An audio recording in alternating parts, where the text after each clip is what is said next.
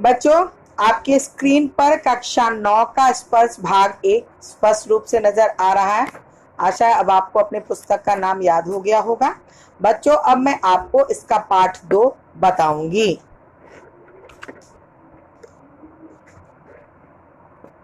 बच्चों, आपका पाठ 2 है रहीम के दोहे। आपके स्क्रीन पर रहीम का कवि परिचय स्पष्ट रूप से नजर आ रहा है।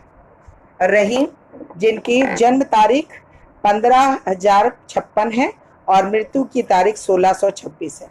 रहीम का जन्म लाहौर जो पाकिस्तान में है 1550 में हुआ। इनका पूरा नाम अब्दुल रहीम खान था। रहीम अरबी, फारसी, संस्कृत और हिंदी के अच्छे जानकार थे। उनकी नीति परक उक्तियों पर संस्कृत के कवियों की स्पष्ट छाप नजर आती है और रहीम मध्ययुगीन दरबारी संस्कृति के प्रतिनिधि कवि माने जाते हैं। वो बादशाह अकबर के दरबार में हिंदी कवियों में अपना महत्वपूर्ण स्थान रखते थे। रहीम अकबर के 9 रत्नों में से एक थे। रहीम के बाद काव्य का मुख्य विषय था श्रृंगार, नीति और भक्ति। रहीम बहुत ही लोकप्रिय कवि थे। इनके दोहे सर्वसाधारण को आसानी से याद हो जाते थे।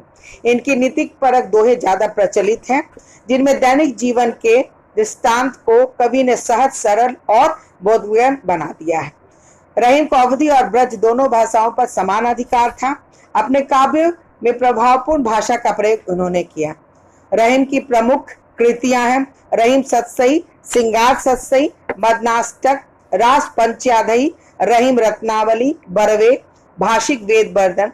ये सभी रहीम ग्रंथावली में समाहित हैं।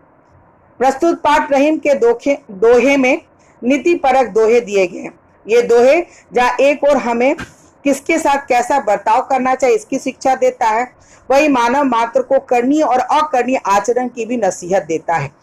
इन्हें एक बार पढ़ लेने के बाद भूल पाना संभव नहीं है और इन स्थितियों का सामना होते ही इनका याद आना लाजमी है, जिसमें इनका चित्रण है।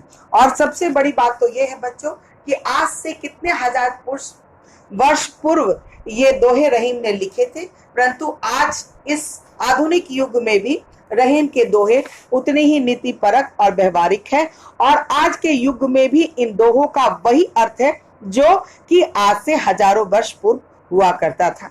बच्चों, आगामी पेज में मैं आपको रहीम के दोहे पढ़कर बताऊंगी। बच्चों, आपके स्क्रीन पर रहीम के दोहे स्पष्ट तौर पर नजर आ रहे हैं। बच्चों, इस पेज में 1, 2, 3, 4, 5, 6, 7 और 8 रहीम के दोहे आपको नजर आ रहे हैं। रहीमन धागा प्रेम का मत तोड़ो चटकाए, टूटे से फिर ना मिले, मिले गांठ पड़ी जाए। रहीमन निज मन की बिथा मन ही राखो गोए, सुनी अठ लेहे लोग सब बाटी न लहे कोए।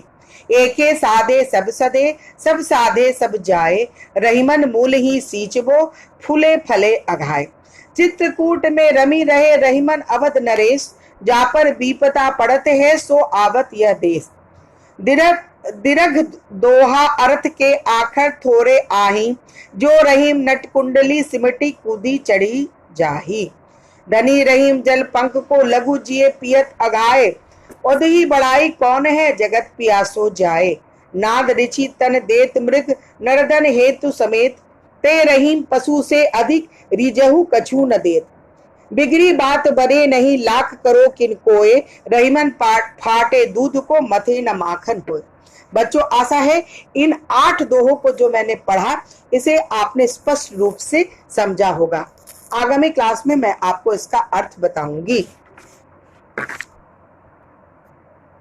बच्चों, इस पेज में आपके सामने रहीम की और भी दोहे हैं।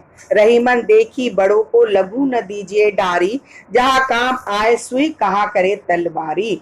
रहीमन निज संपत्ति बिना कऊ न विपत्ति सहाय, बिनु पानी जो जलज को नहीं रवि सके बचाए। रहीमन पानी राखिए बिनु पानी सब सून, पानी गए न उबरे मोती मानुष चूर। ये पूरी की पूरी 11 रहीम के दोहे हैं, जिनका अर्थ मैं आपको पढ़कर और लिखकर दोनों बताऊंगी, जिसे आपको स्पष्ट रूप से सुंदर अक्षरों में अपने कॉपी में उतारना है। बच्चों, आपके स्क्रीन पर प्रश्न अभ्यास के अंतर्गत प्रश्न उत्तरी भी नजर आ रही है। पहला निम्नलिखित प्रश्नों का उत्तर देना है, जिसमें क से लेकर ज तक के प्रश्न हैं।